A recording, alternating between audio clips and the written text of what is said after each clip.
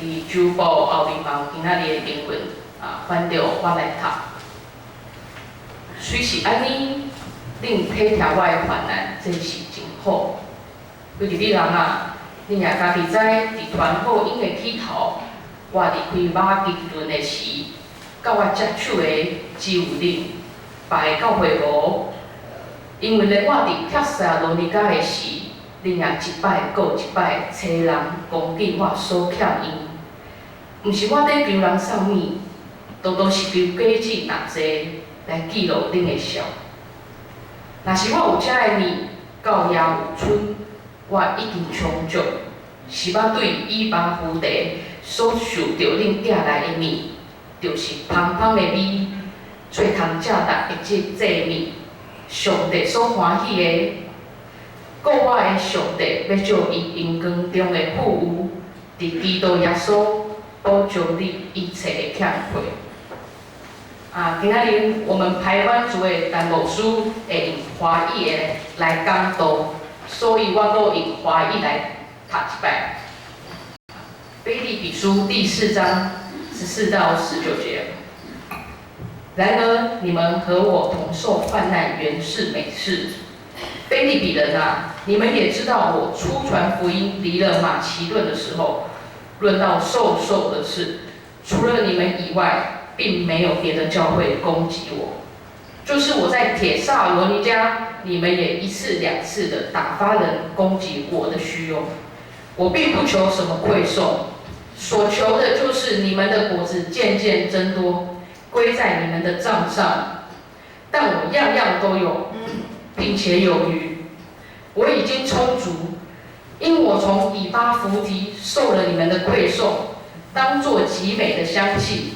为上帝所纳，所喜悦的祭物。我的上帝必照他荣耀的丰富，在基督耶稣里，使你们一切所需用的都充足。讲到今天陈春美牧师讲到的题目是给予的祝福。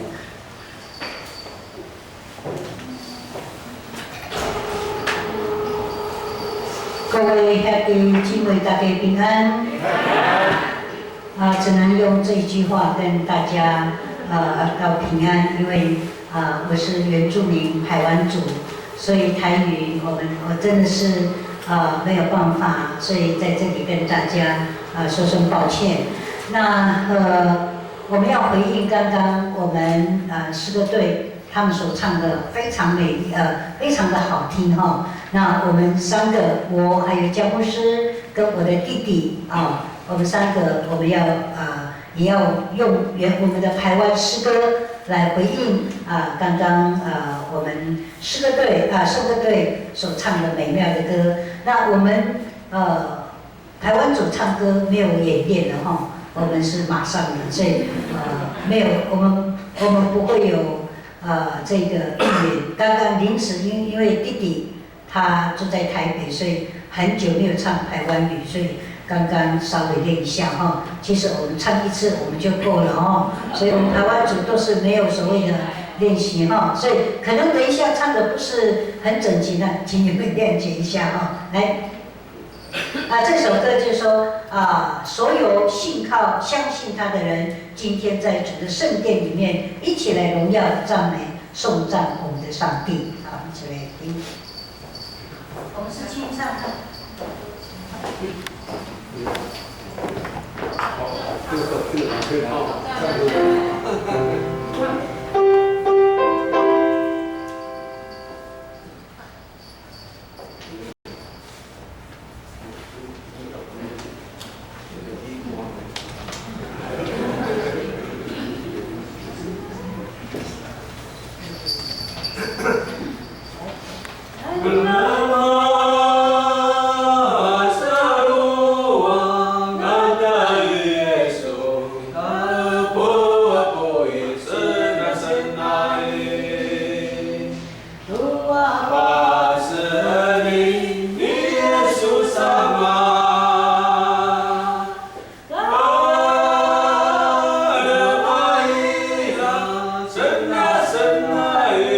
Dengar iba boleh go dari Yesus.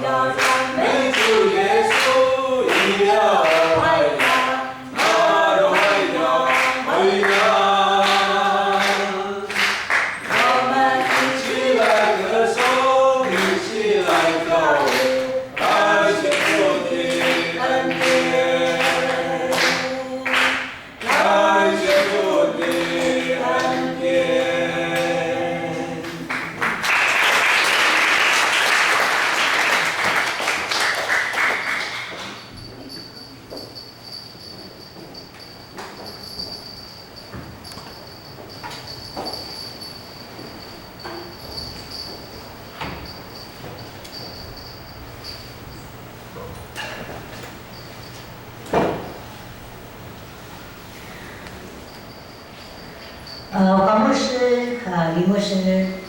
在座的各位长老跟执事，还有我们建成所有的弟兄姐妹，大家平安。平安。首先感谢我们的上帝，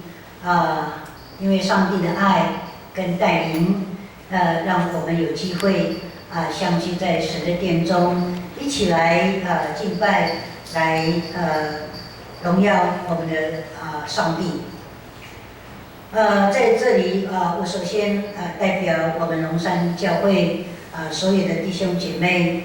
向我们建成所有的敬爱的我们组内的所有的建成弟兄姐妹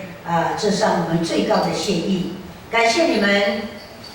能够来接纳我们，能够到你们的当中来分享报告我们目前建堂的事工。特别是在这个疫情还没有解除的时候，你们仍然能够愿意，真的是让我们非常的感动。其实从去年总会通产年会通过我们的这个向总会募款、总会性的募款之后，我们知道去年前年的12月这个武汉的疫情就开始蔓延。那去年算是我们最恐慌的时候。那个时候我也蛮担心，这个疫情会不会破坏会不会影响我们的募款？其实这是我一个很大的隐忧。但感谢主，虽然是这样，上帝还是仍然为我们开许多的恩典的门。所以我在这里特别谢谢我们建成教会的我们的牧师跟我们所有的小会，谢谢你们愿意接纳，也让我们有机会从屏东远从屏东，我们台湾最南部的屏东，来到我们最北部的台北，来这边再一次来这边分享跟享受我们在这里一起的这样的一个敬拜。我站在台上我很羡慕我们在座的所有弟兄姐妹，你们有能够有这么好的一个教堂，有这样的一个那么好的环境，在这里敬拜上帝。我一直在想。不晓得哪一天我们的教会可以完成，这是我的刚刚的这个心里的感受。希望不久的将来，我们也能够像你们一样，能够在一个美丽的一个非常舒适的一个礼拜堂，一起来敬拜我们的上帝。那我要先介绍，因为我现在的这个分享，我会先从我们的这个教会的这个建堂来做分享，之后我就会进入到我们今天的信息的分享，所以等一下可能稍微长一点，希望大家能够体谅一下哈。那首先我来先介绍一下我们的这个龙山教会。我们龙山教会是在屏东的内埔乡龙泉。那这个地方呢，除了龙泉，还有一个大兴村跟龙潭村，其实它是一个很大的一个地区。那这个地方它算是都市一个乡下的地方。那这个地方就是我们三地门乡、马家乡跟太武乡3个乡的，你一下山的时候就会进入的这一个都市那当然下来有一个叫水门，但是那个是比较乡下，再进去都市一点就是龙泉。那这个地方有一个很特别的地方这一块这个龙泉有2块很大的营区有很大的营区那这个营区呢有2块，一块就是比较大的地方，那个是海军陆战队新兵训练营所以所有的新兵都要到那个地方去做受训，然后再下部队。那另外一个地方呢也是一个很大的一个步兵，所以龙泉这块地你进去，你就会看到很多的阿兵哥在街上在走那为什么我特别提到这个军营？因为这个故事，龙山的建立就是因为这个营区的存在。那在我们知道国民政府离开这个日本离开以后，由国民政府进来台湾。那国民政府来台湾的时候，带了大量的这个大陆的年轻人。那这些大陆的年轻人进来台湾以后，因为他们没有办法再回去大陆，所以必须在台湾生根，所以他们必须要建立家庭。那他们只身来到台湾，没有带他的家庭，所以他们必须在台湾寻找他们的另外一半，然后建立家庭。那个时候，在大概50年到60年之间，很多的大陆的这些兵就到三地门、马家乡、太武乡，甚至更南部的中台湾、南台湾。那我们北台湾就是属于这个龙泉这一块，所以那个时候呢，这些阿兵哥们都大量的涌入到这个我们三地门乡跟马家乡，所以那个时候呢，娶了很多原住民少女根据那些妇女说，他们有的大概15、16岁，大概国中毕业，他们就被相中了然后呢被娶。然后带到这个营区营区的周围，他们不能在营区里面，就在营区的周围租房子。那这些妇女呢他们就是有2个、3个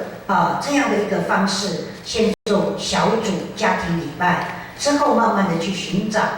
这一些从部落带到这个嫁到这个龙泉这一块地方的这些妇女。因为这些妇女呢，在38年之后，日本走了，那一过去原住民，特别是排湾族被强迫一定要拜日本的神社，所以这个神社日本走了以后，那就没有不知道要拜什么。后来我们的头目就跟我们这个高雄众会说，我们没有神要拜了，那我们要敬拜什么神？那后来高雄众会就派了屏东区会的徐有才牧师来到三地门来做宣教，我们这个排湾族的福音就在38年就开始被传开了，一直到现在。所以那个时候50、60年，那些被大陆的青年被相中的这些妇女呢，他们在原乡就已经有信仰了，所以他们被结婚之后来到龙泉，他们就继续这个信仰继续把这个信仰带到这个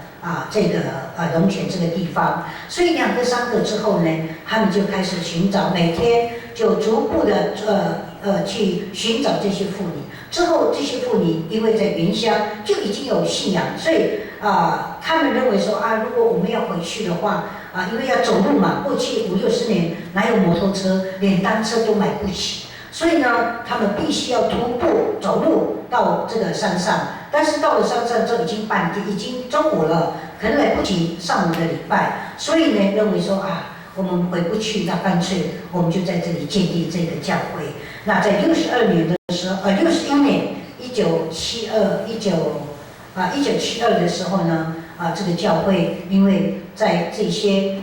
2、3个人开始聚会，开始联络，开始去寻找这些我们在原乡来到龙泉这块土地的地区的这些妇女们，渐渐就增多了哈。那开始教会在这个48年前，明年我们就50周年了哈。那在49年前后来这个教会就被设立，所以我们可以说这个龙泉，这个龙山教会算是我们台湾中会的第一间的这个都市教会也就是因为这些阿兵哥大陆的年轻人来然后呢娶了这些妇女，才有教会。所以这个教会是很特别的，它都是妇女，100%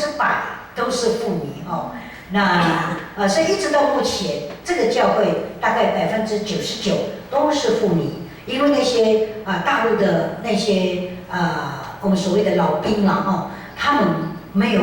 信主啦就这样就走了。那可能有几个，可能2、3个，后来看见太太的信仰之后呢，也随着太太进入到教会，但是多数几乎都没有，所以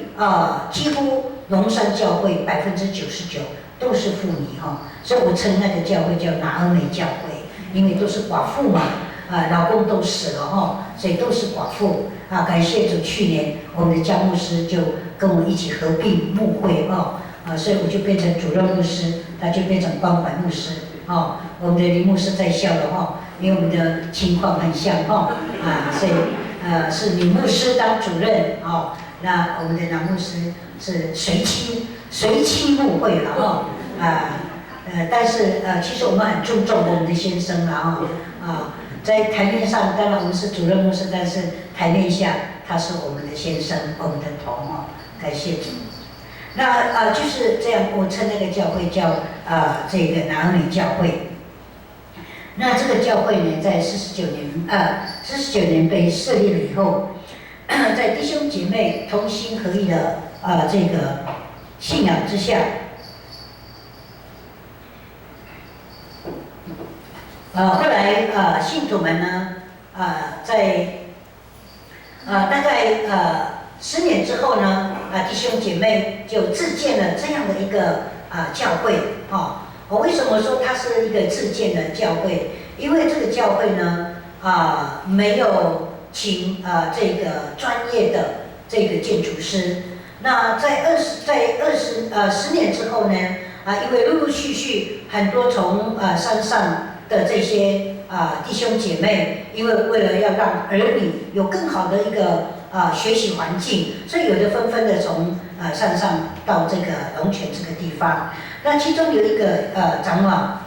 他来到龙泉之后呢，他也来到龙山教会来聚会。当时教会也是在开始来计划要建堂，因为那个时候教会是铁皮屋，很简陋的，所以每次台风或者下大雨的时候就会暂停聚会。那后来大家想说，应该要盖一个比较坚固的，让大家能够有安全的地方来敬拜上帝。所以后来他们自己盖了自建依他们的能力来盖了这样的一个教堂所以这个教堂它的这个地非常的小，所以只能用住家式的方式，不能用这个那个礼拜堂的那个格式来盖。所以它这个礼拜堂盖完之后呢，它1楼是做这个那个牧师馆，2楼是礼拜堂。那2楼的礼拜堂全部都整个客厅、厨房跟房间都打掉，打通之后，让它成为一个比较大的一个空间，所以楼下就是牧师馆，所以它的这个里面非常的窄小那在这样的这个没有这个专业的建筑师来建造，所以这个教会呢，在大概经过了在20年将近要30年之后，这个教会慢慢的已经不堪不服使用了，不肯使用，因为整个这个墙壁都已经都是那个壁癌了哈。那甚至于呢，因为这个教会它的这个屋顶是用因为到最后经费不足，所以很多的信徒纷纷到山上去，然后请山上拜托我们山上一些壮年，他们的哥哥、他们的堂哥、表哥都帮忙去砍这个木材，然后运到这个龙泉这个地方。然后呢，这个屋顶是用这个木头去完成，然后上面是搭铁皮哦。那20年之后，将近30年，这个铁皮在风吹日晒，最后也没有办法，就经常会漏水哦。所以每次要台风的时候呢，他们都会从家里带水桶，因为呢那个要接那个水哦，所以外面下大雨，里面也在下雨哦。所以然后那个木桶呢的木梁因为已经久了，它的那个有白蚁哦，所以每次在讲道的时候，不小心呢，你还在那边的时候，那个木头的那个木屑就会掉下来所以常常要地震的时候也要赶快跑掉，因为怕那个因为那个整个那个梁都已经蛀坏了所以在那个时候过了快30年，所以在2012年的时候呢，教会就通过这个大会要做修建。那个时候2012年通过修建以后目标是100万就要做这个把楼上的礼拜堂搬到楼下，然后那个牧师馆搬到楼上，要做这样的一个整修，因为很多的这些妇女们信徒都已经没有办法走楼梯了所以必须要把礼拜堂拿到楼下，所以在2012年就通过了这样的一个修建案。那在2014年的时候，我跟这个牧师，前面的牧师，我跟他他走了以后，我接这个工作，他就把70万给我，他说你要继续我的工作，因为这个教会很需要重建。我说 OK 没有关系，我就接了。那因为100万还不够30万，那我们又继续努力。那我们继续找一些比较台湾中会比较大间的教会来协助来帮助，所以那个时候我就募得了50万，120万，好够了。那我2016我就找建商我就找建筑师，请建筑师来为我们来设计。那建筑师跟我说牧师他说你要怎么做？我说我们要把1楼跟2楼对调。他说不行，因为呢这个2楼呢全部梁都如果这个1楼全部把梁打掉，做成礼拜堂，然后楼上都是牧师馆、会议室还有一些比较重的东西，到时候地震很危险，头重脚轻嘛地基不稳。他说不行，那我说要怎么办？他说他给我2条路走。他说牧师，我说他就说那不能这样的话，那我可不可以原地重建？他说也不行，因为你原地重建，你的地这么小了，那如果你要原地重建，这个建筑法的建蔽率的问题不能盖满6比4嘛。他说你会比你原来的教堂会更小，会建议。那我说要怎么办？他说你到外面找地我们就到外面找地。可是外面的地最便宜850万，哇，买不起了，我们就120万。那我们又回去了，我们又继续在我们的祷告当中求上帝来为我们开路。后来他说，如果你外面没办法，那你想办法扩大你的地。那我们就这么小，我们去哪里扩大我们就一直祷告，主如果是你的旨意的话，那你为我们来预备吧。我们就一直祷告，感谢主。祷告之后呢，没有半年的当中，这个教会的隔壁一位姐妹因为她租给别人，那她已经过户给她的女儿，那女儿在台中买房子，那这间是给别人住。那后来她听到我们需要，所以她就出价150万，其实那块地60万就可以了，但是她知道我们很急需要建堂，所以她出价150万叫我们买。可是我120万我又买不起，我们又继续祷告求上帝来为我们预备。感谢主，我们隔壁的内埔教会，他听到我们这个困难，所以这个长老呢，他就奉献了150万。他说牧师没有关系，我这里有150万，我来买，我奉献给教会。哦，他就买了这块土地给我们，因此我们就开始了我们的这个建堂的这个工作啊。那在2018年我就开始申请这个重建，我就跟总会开始申请。那在2019年也就是去年嘛，是2021嘛？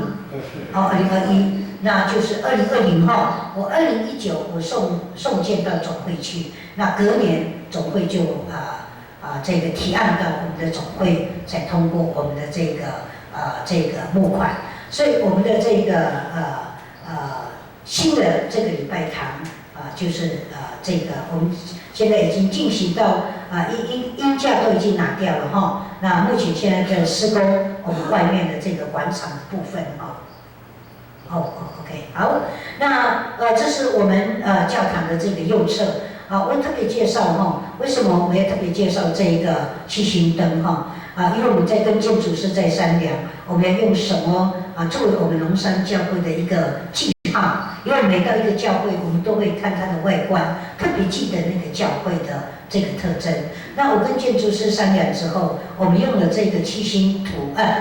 灯来作为龙山教会建堂的一个记号。那这个七星灯呢，在这个属灵的意义，它第一个七星灯是一个尊主为大。第二个是这个彼此相爱是有爱的教会。第三个是圣灵充满的教会。那我们希望说，透过这样的一个七星灯的这样的一个特征，来告诉大家说，我们建立了这样的一个属灵的一个家，让大家能够记得好，这个是教会的这个整个的外观那特别介绍这个无障碍因为我们建堂其实最重要的目的就是有很多的弟兄姐妹，因为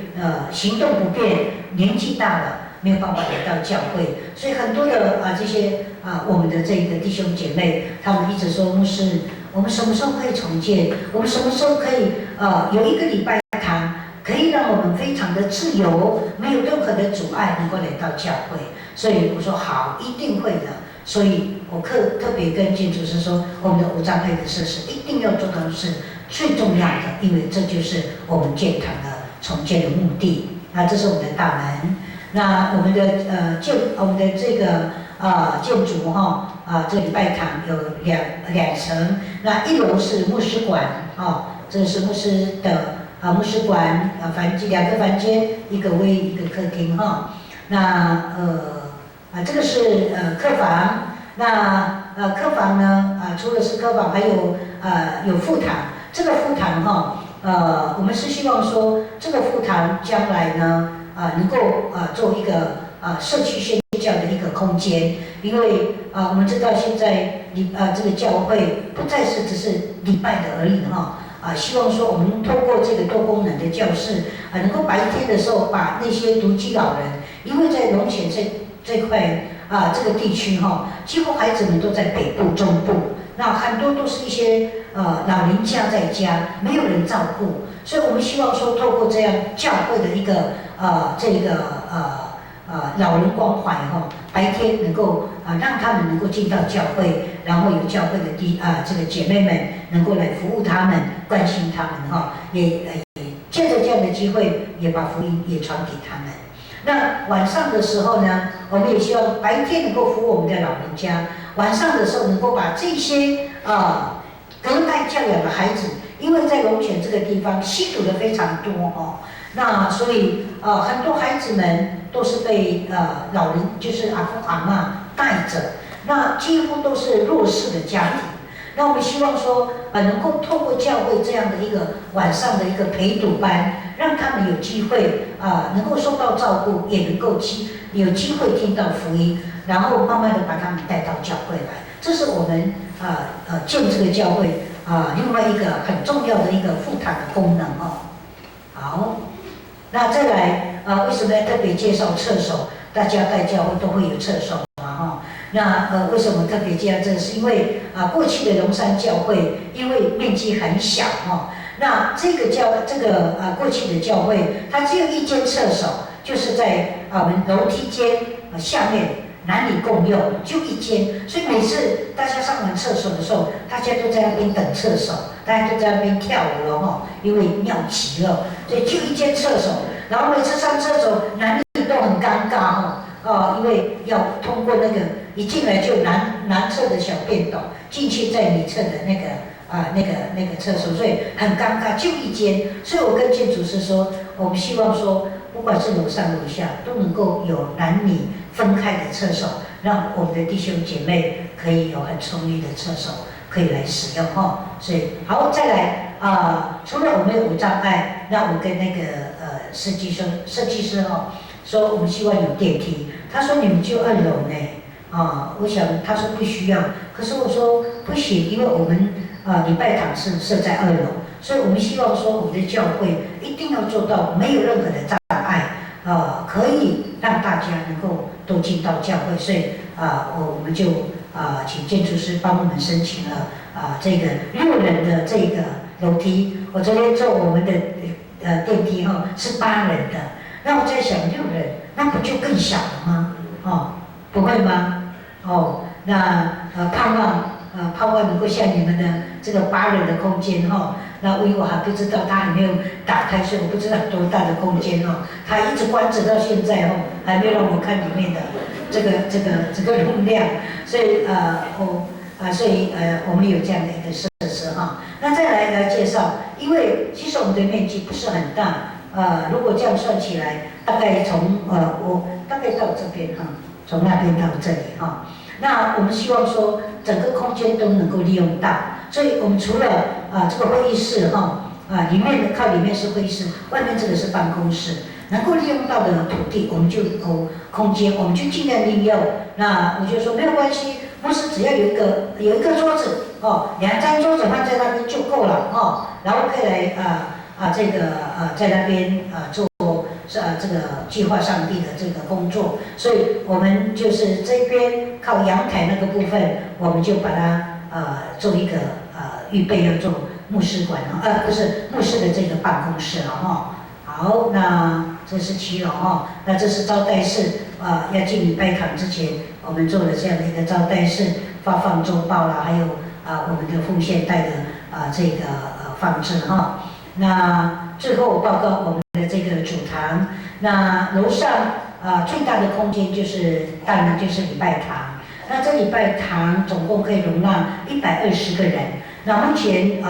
龙山教会的信徒大概会员数有53个那我们希望说这个未来的大概大概60个空间是这个人数是在预留，将来我们希望能够这个对外去做这个服务的时候，也能够让我们社区的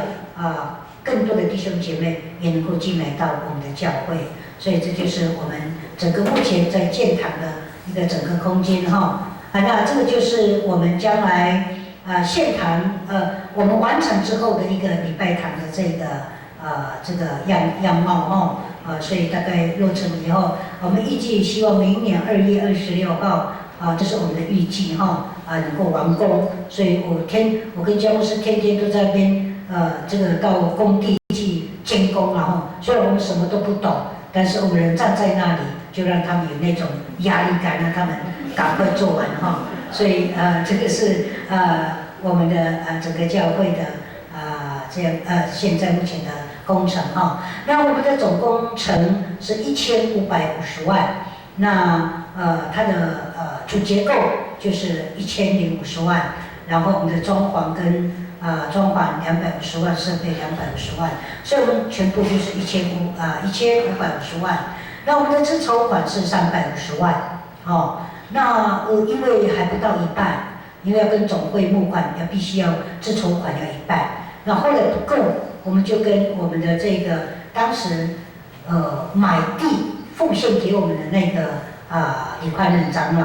后来我们告诉他说，李长老，因为我们要跟总会募款，所以我们的自筹款不够，是不是可以跟你借钱？所以他就无息200万给我们哦。所以他说祝福你们，如果你们还不起的话，那你再摆在祷告中。所以他没有叫我写借记了哈、哦，他说记在上帝那里哦。所以我们500万我们就可以跟总会申请，因为它的主结构是1000万，所以我又跟银行贷了500万，好、哦，所以我们总共就是700万的这个贷款了哈、哦。那所以我跟总会申请了700万的这样的一个募款，所以很感谢主，从去年的8月到现在我们总共募得了411万，所以非常感谢主哈、哦。在这个过程中，我们从开始到现在，其实我们经历了很多的这个困难，但感谢主，神让我们经历这么多的困难，因为我第一次建堂，我没有建堂过，又加上弟兄姐妹都是妇女，也都是一些10几岁就嫁给先生，根本没有读书，也没有工作能力，哦，所以当时我到那边，我非常的害怕，主啊，我要怎么带领，我要怎么建堂，没有钱，没有人，哦，但是神告诉我说什么？撒迦利亚书告诉我说什么？哦，你不是要依靠你的财力跟你的势力，乃是依靠圣灵方能成事。所以这句话深深的感动我，不是我要建堂，而是神要在这个其中来动工，来行他的神迹。所以我就说 OK， 那我就慢慢的在开始一直到现在，其实在这个当中，感谢上帝让我们用祷告。把所有的每一件事情碰到什么我们就祷告，碰到什么我们就带到祷告当中。弟兄姐妹说，牧师你不要害怕，我们要经历上帝，我们一起来把这样的工作仰望给上帝，因为我们相信上帝是以马内利的上帝，他会与我们同在，他更是这一个耶和华以勒的上帝，神会预备一切所有的需要。所以呢，我们相信。我们今天能够来到这里，是上帝的感动，感动了我们建成教会所有的弟兄姐妹。你们看见我们的需要，你们也愿意参与在我们的这个建堂的这样的一个圣工当中。我很感动，刚刚我们的黄牧师的祷告哦，他说我们要参与在建造上帝国的事工上。是的，感谢因为透过耶稣基督的爱跟信仰，我们能够成为一个肢体。我们族内都是一家人，谢谢你们愿意成为我们龙山教会在建堂上的帮助跟支持。就像我们今天所看的经文一样，腓立比教会它成为保罗在欧洲宣教上成为最大的帮助。所以我们看到腓立比教会是保罗在欧洲他所建立的第一个教会。那保罗写这封信主要的目的是要感谢腓立比教会对保罗在欧洲宣教的时候，因为在他缺乏的时候呢，这些腓立比教会的信徒，他们不是1次2次，像保罗有需要，腓立比教会的信徒，他们很乐意的来为保罗在每一个需要上来协助他。所以保罗只写这封信，除了感恩，也要兼顾他们的信心，来告诉他们，让他们知道腓立比教会的信徒，他们在财务上的帮助。乃是一个最有价值的投资，是有价值的投资，是让他们可以在属灵上能够收取到非常大的这个祝福。所以我们看见腓立比书4章17节保罗这样说：我并不是求什么馈送，所求的就是你们的果子渐渐增多，归在你们的账上。保罗在这里所讲的。他所求的不是说自己能够得到多少的钱，不是，而是他是希望说腓立比教会的信徒在福音的事工的需要上，他们这样的乐意给予帮助，而让他们能够在主的圣工上能够都为主多结果子，这些果子都会归在他们的账上。也就是说，这个事工当我们参与在这个其中的时候，这个事工的成就，这些事工的这个能够得到这个帮助，其实这一些都会归在这些愿意来投资、愿意来付出的这些人的身上。而且保罗在19节，他又讲到一个很大的应许，他说：“我的神必照他荣耀的丰富，在基督耶稣里面，使你们一切所需的都充足。我看见这个充足，我看那个释义书他告诉我们这个充足这个2个字，上帝是怎么样来充足我们呢？他说，上帝的财富是向那些爱上帝并爱自己同伴的人而敞开的。上帝是向那些爱他、爱弟兄姐妹的人的这样的人，而把这样的恩典敞开在他的身上。也就是我们在讲的，当我们愿意成为上帝的一个器皿，透过我们成为一个祝福的管道来给予，这样上帝就会不断的把那个恩典的门为你敞开，而使你能够有能力来祝福更多需要协助的人。所以我们从这段经文，我分3个这个来做跟大家分享这个给予的这样的一个祝福那首先我们看给予呢，它是一个支持。我们看这腓立比书第1章第5节，保罗这样说开始的一天到现在，你们在传福音的工作上一直都协助我。其实事实上，如果我们看圣经腓立比教会并没有派人去跟保罗一起做宣教，保罗是跟巴拿巴跟这个提摩太去做这个宣教。但是为什么在这个地方保罗说你们一直协助就是从开始我传福音到现在，你们一直都在协助我。实际上是因为当他们腓立比教会愿意来资助保罗的时候，就是对保罗的圣工一个支持跟有份于保罗的一个这样的一个宣教。所以我相信我们建成教会的弟兄姐妹你们愿意接纳我们来到我们的当中，来分享我们的建堂的事工，你们愿意为我们的这个建堂的圣工来奉献，就是对我们龙山最大的这个支持。我相信对龙山教会在将来我们的这个历史，在我们的这个建堂的历史中，我相信我们必纪念我们建成教会你们所给予的这个资助，因为你们在我们的建堂上来资助我们，就是有份于我们建堂的这样一个事工。那第二个给予是一项投资17节我们看见明明腓立比教会已经给出去了，为什么又归在他的账上呢？原来天国的算法是这样，当我们为着神的名给出去，为着神的名而做，不要忘记这个就是我们投资在天国的事工上。所以我们看见马太福音19章29节，耶稣说：凡为我的名撇下房屋或弟兄姐妹、父母母亲、儿女、田地的，必要得着100倍，并且承受永生。我想没有比这个更好的投资，对不对？如果我们投资在一般的所谓的投资公司，我们不敢把握它是不是能够稳赚不赔。有的很多一夜之间，它就这个股市就那个股票就跌下来，那跌下来之后就变成一堆废纸嘛但是投资在天国那是稳固的，它不因为老板是我们的这个上帝，而且是100倍的这样的一个我们知道现在利息很低嘛现在利息，但是呢耶稣说是100倍的祝福所以当我们愿意给予的时候，不要忘记我们的给予是给上帝，投资在天上，神必有你纪念。最后一个给予是一份献祭。我们看见保罗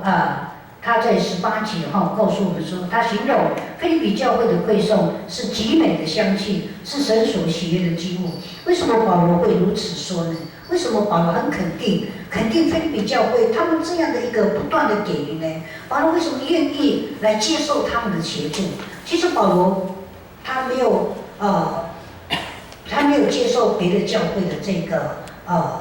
这个帮助，他只对腓立比教会愿意来领受他们的这样的资助，是因为腓立比教会他们都是带着爱主的心甘心乐意来献上没有任何的这个计较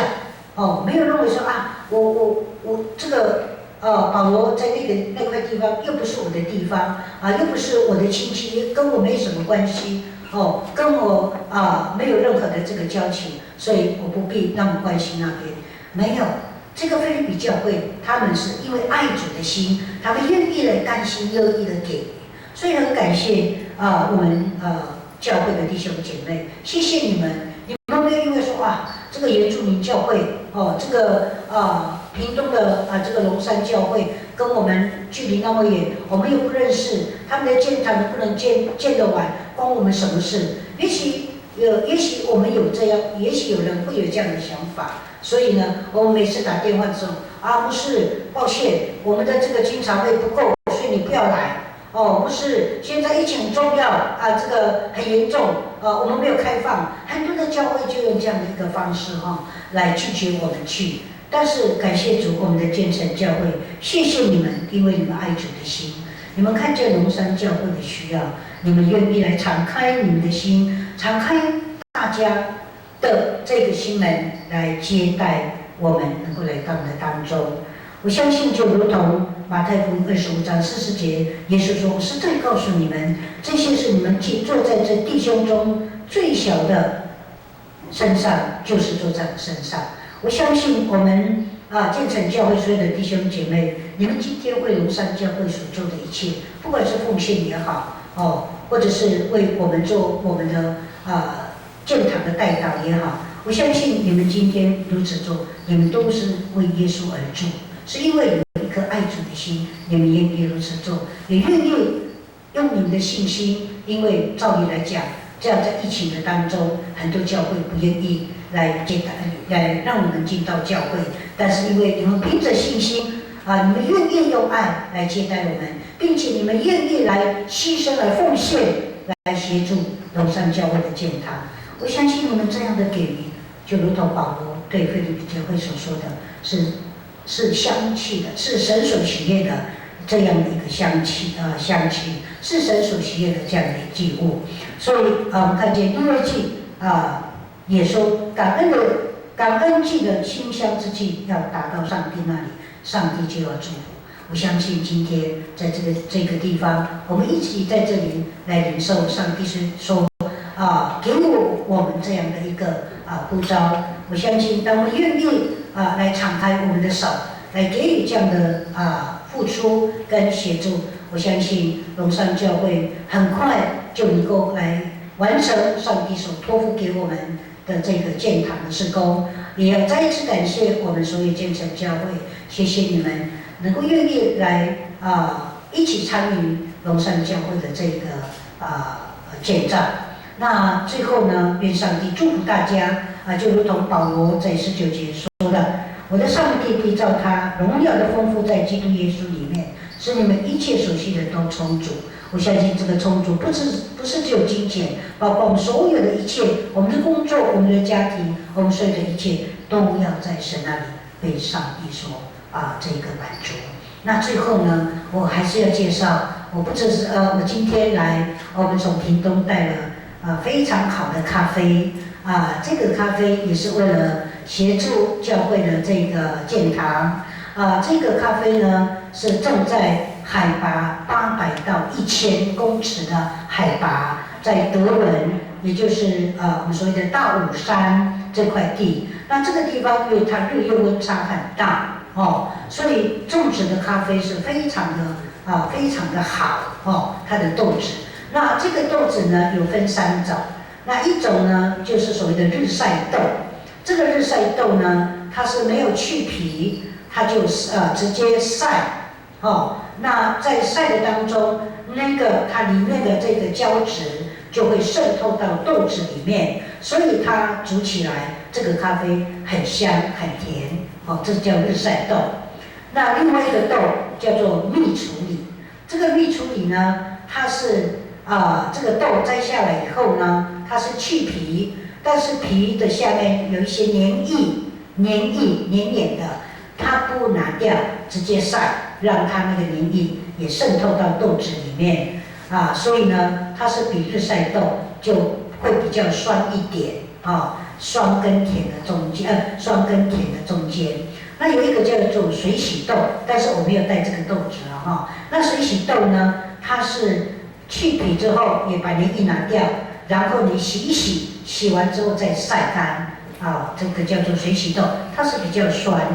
那所以呢，还有一个叫耳挂式，那耳挂式就没有分所谓的蜜处理跟日晒豆。那我们的日晒豆是目前销售是比较好。那我只有带个10包哦，所以那个数量非常少因为要从屏东这样带来是比较困难，是我用寄的上来那我希望说这个豆子让我们不要再带回去了大家能够把这个咖啡，因为这个咖啡我们知道你要喝纯咖啡，让你的身体一天早上喝1杯，是心血管疾病的。还有很多的疾病，其实这个豆子你喝了不会打瞌睡了我们老人家睡前喝1杯睡得很安稳所以如果可以的话我们的日晒豆1包外面市面是800，那我们在这边那个2包1500了那蜜豆也是一样那个我们的耳挂式是1盒是350。那3盒是1000是这样在下面，所以不好意思其实有的教会不太喜欢我们做这样的义卖但是感谢主我们的黄牧师跟林牧师说，牧师没有关系弟兄姐妹他们非常的有爱心，所以我们就带了这样限量没有很多，所以希望我们能够满满的来，也能够带着满满的募款回去昨天我们的黄牧师带我们去我们住宿的地方，非常奇妙呢。他的每一个门都有一个门牌，我就跟黄牧师说，林牧师这么会选那门牌写钱多多，然后黄牧师说募款钱多多这个我们的林牧师很会定所以我们。昨天也睡了一个非常甜美的这个夜晚非常谢谢你们再一次在这里代表教会再一次感谢我们所有的弟兄姐妹，愿上帝祝福大家，我们先来祷告。还有我们的主上帝，谢谢你拣选我们来成为你的儿女，我们不分地区，也不分族群，我们在主内。我们都是你所爱的儿女，我们也愿意在这里再一次向你感谢，也愿意在这里向我们的主上帝回应主我们愿意在你的事工上成为主你的手你的脚，到所有的地方需要神的福音的地方，能够来为你来做工。也谢谢我们所有建成教会的弟兄姐妹。他们愿意在龙山教会的建堂的事工上成为我们最大的帮助。愿上帝，你那恩典的门能够为建成教会来而开，让更多的教会也因为如此，他们的爱心、他们的协助，使更多的事工都能够被成就。我们如此感谢祷告，是奉耶稣基督的名求，阿门。